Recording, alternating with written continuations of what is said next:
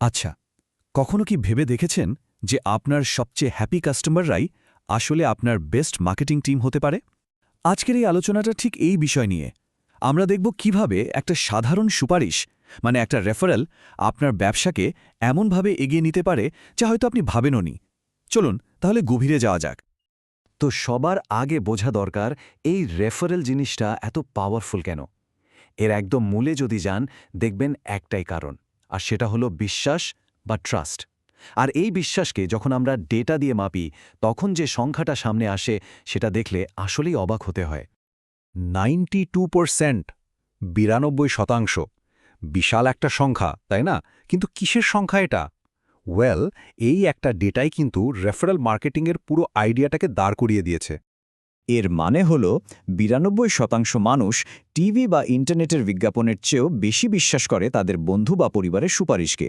ব্যাপারটা খুবই সিম্পল, তাই না? যখন কোনো বন্ধু এসে একটা প্রোডাক্টের কথা বলে, সেটাকে তো আর বিজ্ঞাপন মনে হয় না, মনে হয় এটা একটা জেনুইন পরামর্শ।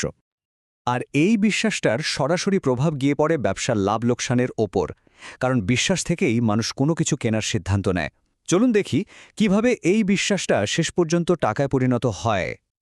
এখন আমরা কিছু ডেটা দেখব যা একদম পরিষ্কার করে দেবে কেন রেফারেলের মাধ্যমে আসা কাস্টমাররা অন্যদের চেয়ে অনেক বেশি ভ্যালুয়েবল। এটা বুঝতে হলে আমাদের দুটো জরুরি বিষয় জানতে হবে। প্রথমটা হলো কাস্টমার অ্যাকুইজিশন কস্ট, বা সংক্ষেপে সিএসি। খুব সহজ করে বললে, একজন নতুন কাস্টমারকে বিজনেসে আনতে মোট কত টাকা খরচ হচ্ছে, মার্কেটিং, স্যালারি সব মিলিয়ে যে খরচটা হয় আর কি। আর দ্বিতীয়টা হলো কাস্টমার লাইফটাইম ভ্যালু, বা সিএলভি, হলো একজন কাস্টমার তার পুরো সময়ে আপনার বিজনেসকে মোট কত টাকার ভ্যালু দিচ্ছে। দেখুন, যে কোনো ভালো ব্যবসার মূল লক্ষ্যই থাকে সিএসি যতটা সম্ভব কমানো আর সিএলভি বাড়ানো। আর রেফারেল মার্কেটিং ঠিক এই দুটো কাজই একসঙ্গে করে। কিভাবে? চলুন পরের স্লাইডগুলোতেই তার প্রমাণ দেখা যাক। আচ্ছা, এই সংখ্যাটা দিয়ে শুরু করা যাক। এই 18% সংখ্যাটা রেফার করা কাস্টমারদের একটা খুব গুরুত্বপূর্ণ দিক আমাদের সামনে তুলে ধরে। রিসার্চ বলছে, রেফারেলের মাধ্যমে যারা কাস্টমার হয় তাদের কোম্পানি ছেড়ে চলে যাওয়ার সম্ভাবনা, যেটাকে চার্ন রেট বলে, সেটা অন্যদের চেয়ে 18% কম। তারা অনেক বেশি অনুগত হয় আর বিজনেসের সাথে লম্বা সময় ধরে থাকে। এবার আসা যাক আরেকটা ইন্টারেস্টিং সংখ্যায়, 16%। এই সংখ্যাটা সরাসরি বিজনেসের লাভের সাথে জড়িত।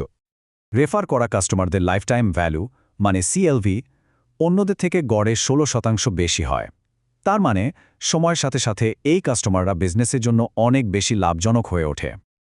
এখন এই চার্টটা কিন্তু খুব ইন্টারেস্টিং একটা গল্প বলছে। কিছু কিছু ক্ষেত্রে এই পার্থক্যটা আরও অনেক বেশি। যেমন ধরুন, 25 বছরের কম বয়সীদের মধ্যে রেফার করা কাস্টমারদের সিএলভি অন্যদের চেয়ে 36% বেশি। ভাবা যায়?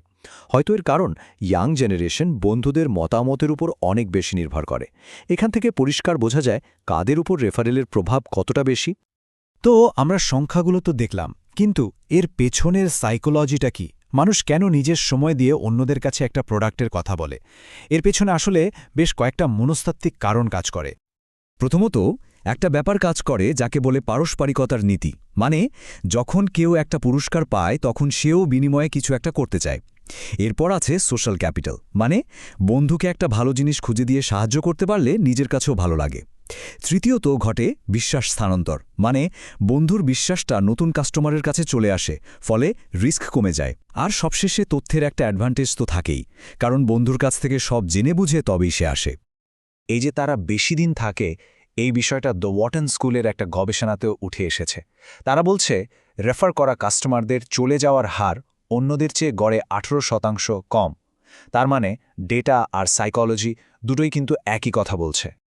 তো থিওরি তো অনেক হলো, এখন প্রশ্ন হলো একটা ভালো রেফারেল প্রোগ্রাম বানানো যায় কিভাবে? চলুন এর কিছু স্টেপস দেখে নেওয়া যাক। পুরস্কারের ডিজাইন দুই ধরনের হতে পারে। একটা হলো একতরফা, যেখানে শুধু যে রেফার করছে সে পুরস্কার পায়, এটা বেশ সহজ। আর একটা হলো দ্বিমুখী, যেখানে যে রেফার করছে এবং যে নতুন আসছে দুজনেই পুরস্কার পায়। এই দ্বিতীয় মডেলটা দুজনকেই মোটিভেট করে, আর রিসার্চ বলে এটাই সবচেয়ে বেশি কাজ করে। দেখুন, বিশ্বের বড় বড় সফল কোম্পানিগুলো কিন্তু এই ডাবল সাইডেড মডেলটাই ব্যবহার করে। যেমন পেপ্যাল দুজনকেই $10 করে দেয়, ফ্যাশন ব্র্যান্ড ASOS দুজনকেই 20% ডিসকাউন্ট দেয়, আর ড্রপবক্স দেয় এক্সট্রা স্টোরেজ। মানে মূল আইডিয়াটা হলো দুজনের জন্য একটা উইন উইন সিচুয়েশন তৈরি করা। একটা সফল প্রোগ্রামের জন্য পুরো প্রসেসটা হতে হবে একদম সহজ, মানে প্রোগ্রামটা খুঁজে পাওয়া, এক ক্লিকে শেয়ার করার অপশন, আর কে কবে জয়েন করলো বা কত পুরস্কার জমা হলো সেটা ট্র্যাক করার জন্য একটা ট্রান্সপ্যারেন্ট ড্যাশবোর্ড থাকা। এই তিনটা জিনিস ঠিকঠাক থাকলেই দেখবেন অংশগ্রহণের হার অনেক বেড়ে গেছে। যে কোনো ভালো জিনিসের মতো রেফারেল প্রোগ্রামেরও কিছু ঝুঁকির দিক আছে, আর এগুলো যদি আগে থেকে মাথায় না রাখা হয় তাহলে কিন্তু লাভের চেয়ে লোকসান হওয়ার সম্ভাবনা বেশি। তাহলে আসল সমস্যাটা কোথায় হতে পারে? দেখুন, যখনই কোনো আকর্ষণীয় পুরস্কারের ব্যবস্থা থাকে তখন কিছু অসাধু লোকও সেদিকে আকৃষ্ট হয়। এটাকে বলে রেফারেল ফ্রড বা জালিয়াতি। মানে যখন কেউ সিস্টেমের ফাঁকফোকর খুঁজে বের করে নকল অ্যাকাউন্ট বানিয়ে বা অন্য কোনো ২ নম্বরই উপায়ে পুরস্কার নেওয়ার চেষ্টা করে। এতে বিজনেসের তো আর্থিক ক্ষতি হয়, মূল্যবান ডেটাও নষ্ট হয়। এই জালিয়াতির অনেক উপায় আছে, যেমন একজনই অনেকগুলো অ্যাকাউন্ট খুলে নিজেকেই রেফার করতে পারে, বা পুরস্কারটা পাওয়ার পর কেনা জিনিসটা ফেরত দিয়ে দিতে পারে। এটা আটকানোর সেরা উপায় হল পরিষ্কার নিয়মকানুন তৈরি করা, পুরস্কার পেতে হলে ন্যূনতম কেনাকাটার মতো শর্ত রাখা, আর সবসময় সন্দেহজনক অ্যাক্টিভিটির উপর নজর রাখা। সব মিলিয়ে মূল কথাটা কিন্তু একটাই, বিজনেসের সবচেয়ে সন্তুষ্ট কাস্টমাররাই আসলে সবচেয়ে শক্তিশালী মার্কেটিং অস্ত্র। তাদের কথা বলার একটা সুযোগ করে দেওয়াটাই হলো স্মার্ট বিজনেসের পরিচয়। তাই শেষ করার আগে একটা প্রশ্ন রেখে যেতে চাই। আচ্ছা, কি হবে যদি আপনার ব্যবসার সবচেয়ে বড় গ্রোথের সুযোগটা কোনো নতুন বিজ্ঞাপন ক্যাম্পেইনে না, বরং আপনার বর্তমান কাস্টমার লিস্টের মধ্যেই লুকিয়ে থাকে? ব্যাপারটা ভাবার মতো, তাই না?